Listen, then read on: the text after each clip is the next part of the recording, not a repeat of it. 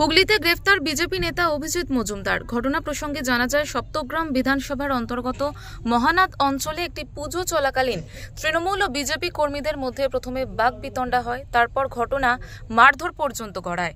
পরবর্তীতে মহানাদ অঞ্চলে তৃণমূল কংগ্রেসের অঞ্চল সভাপতি দেবব্রত দাসের অনুগামী মানু মালিককে বিজেপি কর্মীরা মারধর করে বলে অভিযোগ। তৃণমূল কর্মী মানু মালিক বিজেপি নেতা তথা পোলাবা অঞ্চলের যুব মোর্চার সহ সভাপতি অভিজিৎ মজুমদারের নামে পোলাবা থানায় একটি লিখিত অভিযোগ দায়ের করে।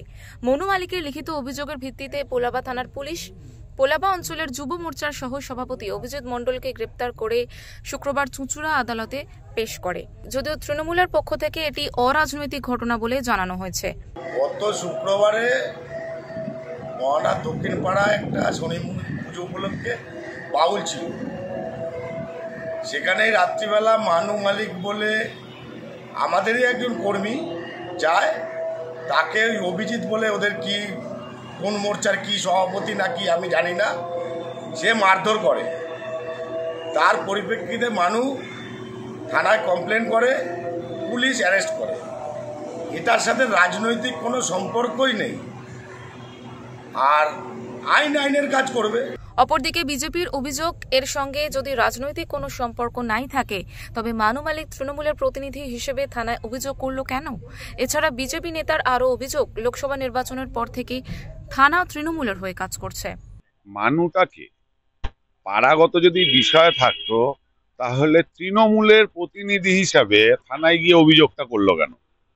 আমাদের কাছে খুব পরিষ্কার বিষয়, আমরা যা লক্ষ্য করে দেখলাম, লোকসভা ভোটের ফল বেরানোর পর থেকে এই হুগলি লোকসভার একাধিক থানা পরিচালিত হচ্ছে তৃণমূলের পার্টি অফিস থেকে।